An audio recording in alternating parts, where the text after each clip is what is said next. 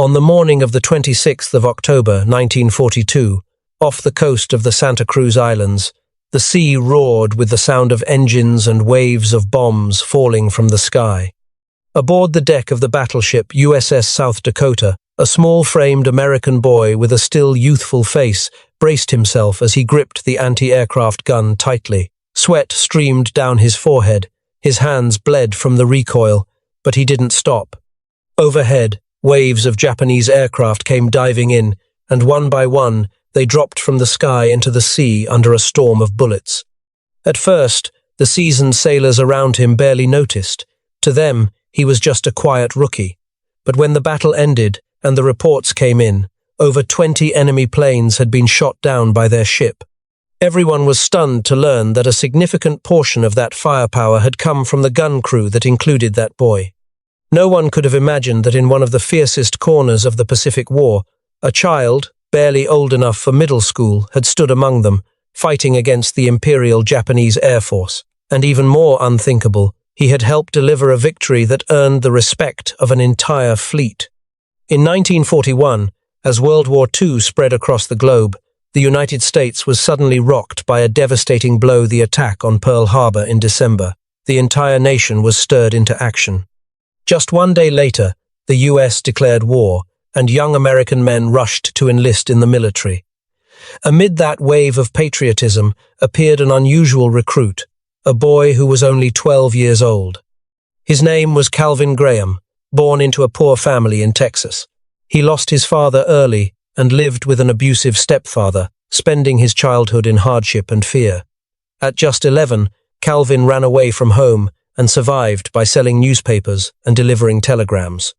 Through those jobs, he came to follow world events closely, and he developed a deep hatred for fascism, seeing Hitler as no different from the violent man waiting at home. When news of the Pearl Harbor attack reached him, Calvin didn't hesitate. He wanted to fight. Though clearly too young and far below the legal enlistment age, he was determined to join the Navy. He shaved the fuzz off his face each morning, practiced speaking in a deeper voice, and even forged documents and his mother's signature. With a bit of mischief and clever planning, he managed to outwit the notary process just to be allowed to stand among grown men, wearing a real Navy uniform. He passed the enlistment screening thanks to sheer determination and a bit of recklessness. Suspicion only arose when a Navy dentist noticed that a few of his baby teeth hadn't fallen out yet. But Calvin's unbelievable stubbornness made even the dentist back down. At a time when war was raging and manpower was scarce, the Navy seemed willing to turn a blind eye. Just a few weeks later, Calvin officially put on the Navy uniform. At 12 years old, he was assigned straight to the battleship USS South Dakota, one of the most advanced warships in the U.S. fleet, and was sent into the Pacific, where destiny was waiting. By October 1942, the South Pacific Front was heating up rapidly.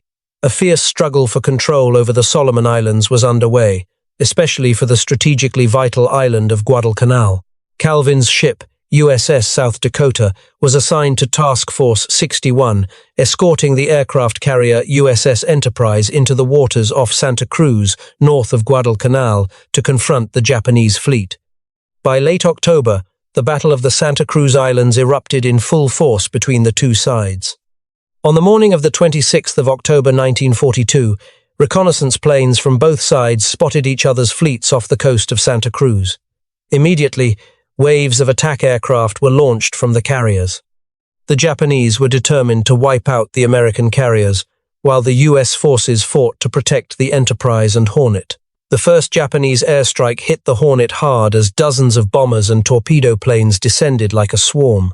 Within moments, the Hornet was heavily damaged, engulfed in flames, and forced to withdraw from the fight. The enemy then shifted focus to the Enterprise, the last major target still afloat. This was when USS South Dakota stepped into its primary escort role.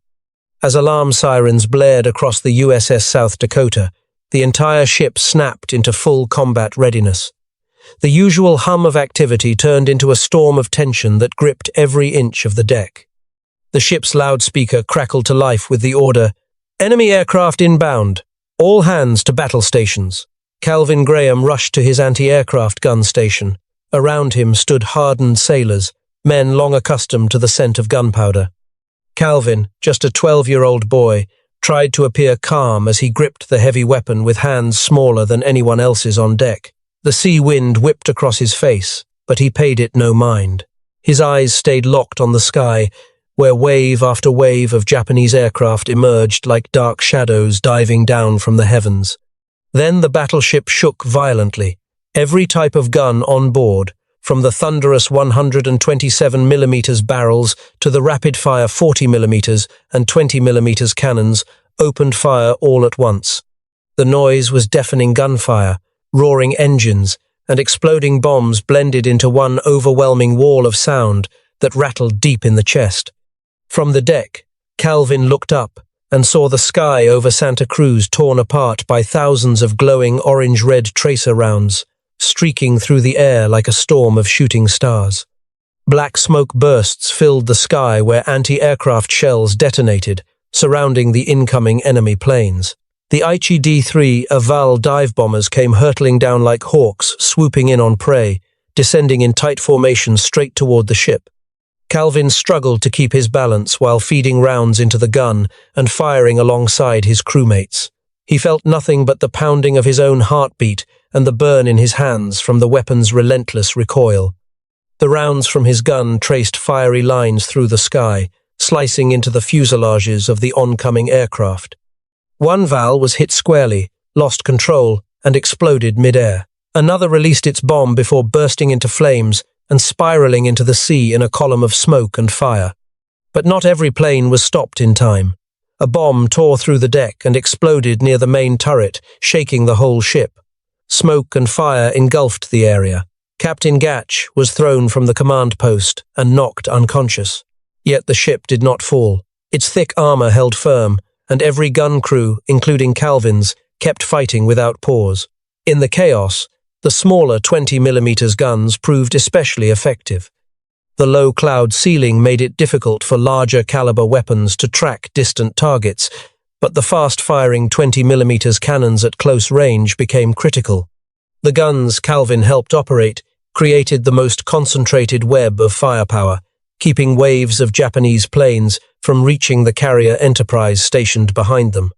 Amid smoke, howling engines, and a sky littered with falling aircraft, Calvin had no idea he was taking part in one of the most intense and effective air defense battles in the history of the U.S. Navy.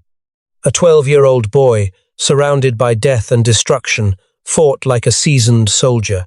And to the crewmates around him, even the veteran gunners, what they witnessed was both unthinkable and deeply admirable. But the attacks didn't stop. After each shattered wave, Japanese aircraft continued to hurl themselves toward the American fleet, like moths to a flame. Group after group launched from distant carriers, unfazed by the heavy losses before them. Driven by a spirit of sacrifice, the enemy pilots didn't just drop bombs from a distance, they descended to near sea level, doing everything they could to get close enough to strike before being blown out of the sky. At one point, two Nakajima B-5N Kate torpedo bombers, famous for their deadly precision in the Imperial Japanese Navy, skimmed just above the sea surface and charged directly toward the USS South Dakota. If they got close enough, a single torpedo hitting the ship's hull could break its spine and send it to the bottom right there in the middle of the battlefield. No one needed to shout an order.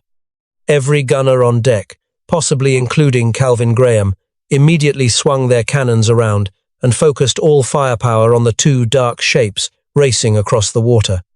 The 20mm guns roared, spitting out bullets like a monsoon. Streams of glowing rounds tore through the sky, crossing paths to form a deadly net. No aircraft could survive. One of the Kates was struck directly, ignited in mid-air, and exploded in a blazing fireball. The other tried to dodge, but a final burst ripped its tail off. It spiraled violently before vanishing into the crashing waves. And it wasn't just those two. For hours, the combined anti-aircraft firepower of the South Dakota and its escort ships tore through wave after wave of incoming attackers. Dive-bombing Vals, torpedo planes, and even desperate suicide runs all fell short. The sky was thick with smoke, and enemy planes fell one after another like autumn leaves, covering the horizon in black plumes. Finally, after nearly an entire day of non-stop combat, the thunder of gunfire began to fade. The sea below was stained with oil, littered with wreckage. The sound of Japanese engines had gone silent. When the crew counted the damage, the gunners aboard South Dakota claimed to have shot down 26 Japanese planes that day. Some reports went as high as 32, a staggering number for any single warship during the entire war. Later assessments suggested a more conservative figure, but the scale of Japan's losses was unquestionable. Close to 100 aircraft were destroyed, most of them from Japan's key fleet carriers. Even more devastating was the loss of their veteran pilots, seasoned men who could not be replaced quickly. It was a blow from which Japan's naval air power would never fully recover. American forces also paid a price. The aircraft carrier USS Hornet was lost, and the Enterprise suffered serious damage, forcing it to withdraw for repairs. But the fleet held firm. Most of its core strength survived, and most critically, the Japanese failed to achieve their goal of eliminating the last American carriers in the region. In the midst of it all, Calvin Graham, just 12 years old, quietly played his part in the victory. His name did not appear on any honor roll. No one awarded him a medal or called him a hero. But the men who stood beside him knew. He had fought shoulder to shoulder with them. He had helped protect the Enterprise. He had defended his crew. And he had done it not as a child, but as a sailor. After the Battle of Santa Cruz, the name USS South Dakota quickly spread throughout the military. To protect operational secrecy, the press was ordered not to reveal the ship's real identity, so people referred to it by the nickname Battleship X. The story of a mysterious battleship that shot down wave after wave of enemy planes circulated widely, filling Americans with pride. But what few knew was that aboard that vessel, amid smoke and the thunder of war, stood a child, not yet even a teenager, silently enduring the same hardships, sharing in the glory without asking for anything in return. Not a symbol, not a legend, but a real human being with a brave heart that had grown up in a single, unforgettable day. After the heart-pounding victory at Santa Cruz, one might have expected Calvin and his crewmates to catch their breath, but war offers no pause. Just 3 weeks later, the USS South Dakota was back at sea, heading straight into one of the fiercest naval engagements in the Pacific Theater, the naval battle of Guadalcanal, in mid-November 1942.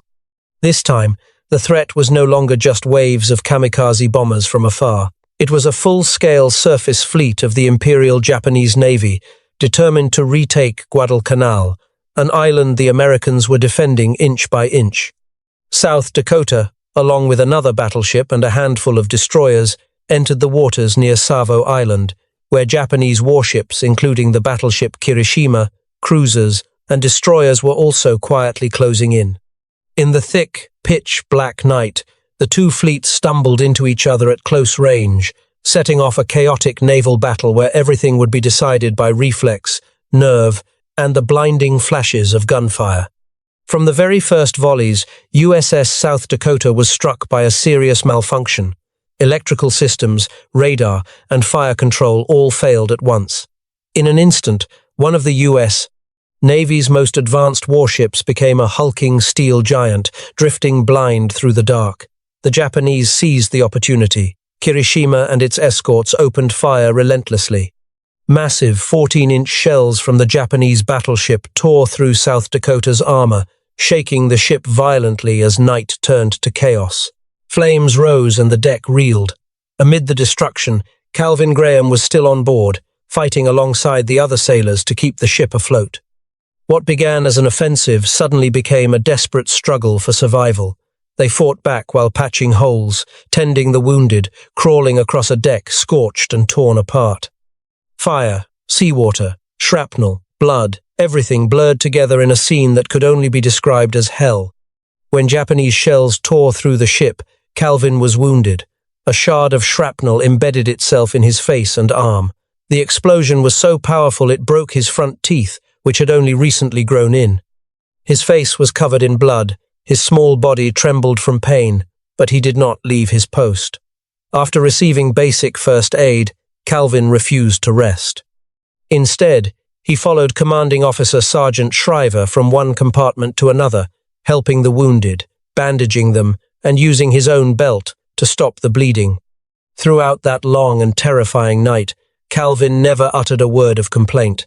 He comforted his fellow sailors, sharing cigarettes with them even though he was only 12 and had never smoked before. Later in life, when he recalled that night, Calvin once said, "It was a long night. It made me older.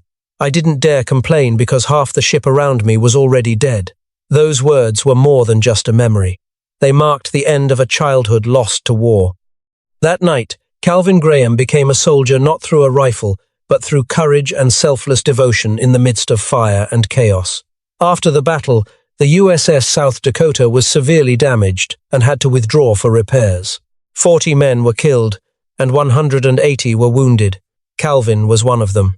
At the end of 1942, the ship arrived in Brooklyn, New York, bearing countless scars of war.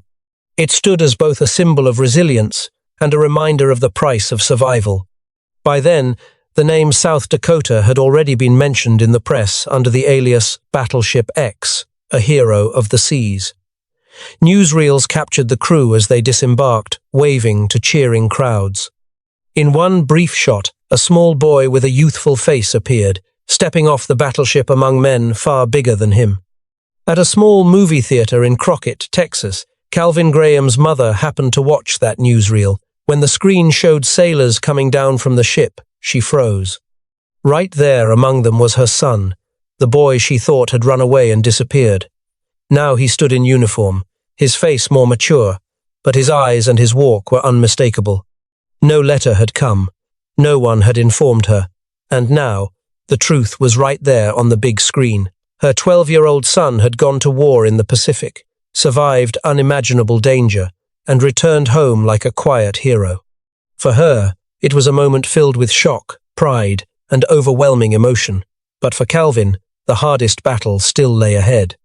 After the initial shock, Calvin's mother quickly submitted a complaint to the U.S. Navy, accusing them of illegally enlisting her 12-year-old son.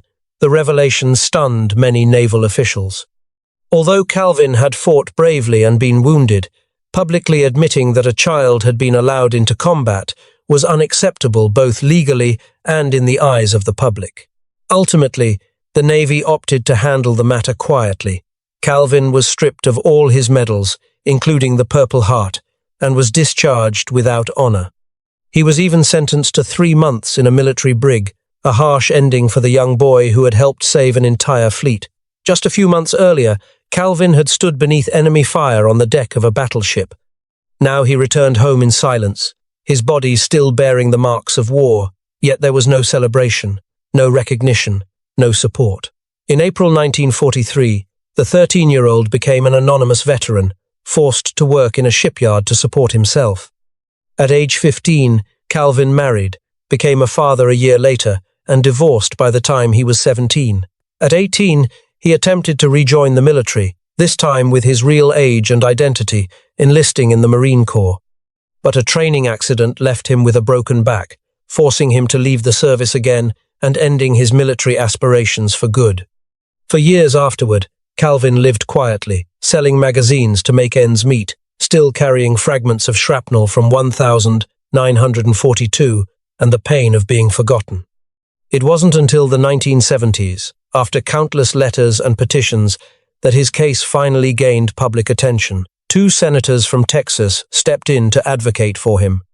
In 1978, President Jimmy Carter signed an order restoring Calvin's honor and returning his medals, all except the Purple Heart.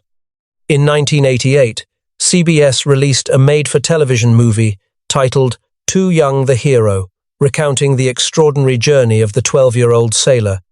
The film touched hearts across the nation, but Calvin didn't live long enough to enjoy his long-overdue recognition. He died in 1992, at the age of 62, after a difficult life. 2 years later, the U.S. Navy finally returned his Purple Heart, bringing closure to nearly half a century of struggle for justice for the youngest American soldier in history. The journey of Calvin Graham, the 12-year-old sailor who helped shoot down dozens of Japanese planes over the Pacific, though steeped in tragedy, remains a powerful testament to the strength of the human spirit. Above all, it is a lesson in courage that transcends age.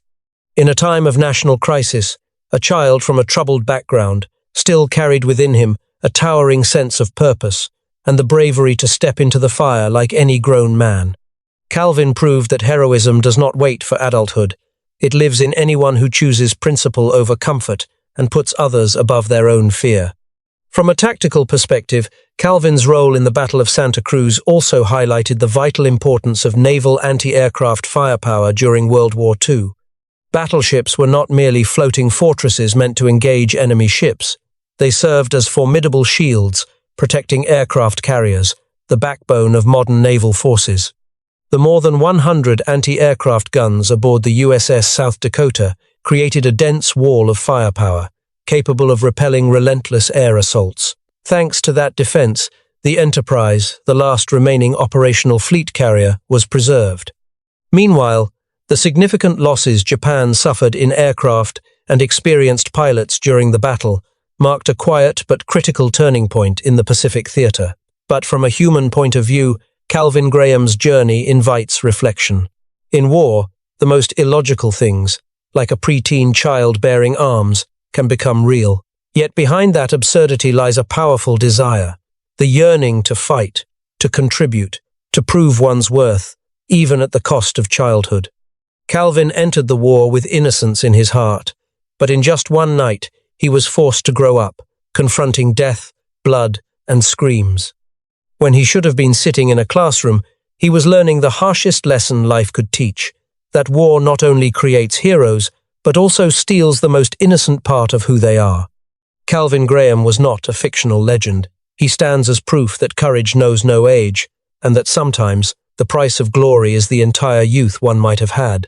Not everyone is born to be a hero, but there are moments in history when ordinary people are thrust into the eye of the storm, and in those moments, their choices are what define them. Calvin Graham, a nameless 12-year-old, chose to stand among grown men, manning a gun in a storm of fire, and helped secure a victory remembered by an entire fleet. That kind of bravery is not something forged over years. It erupts from within, the product of a troubled childhood, a simple ideal, and an astonishingly resilient will.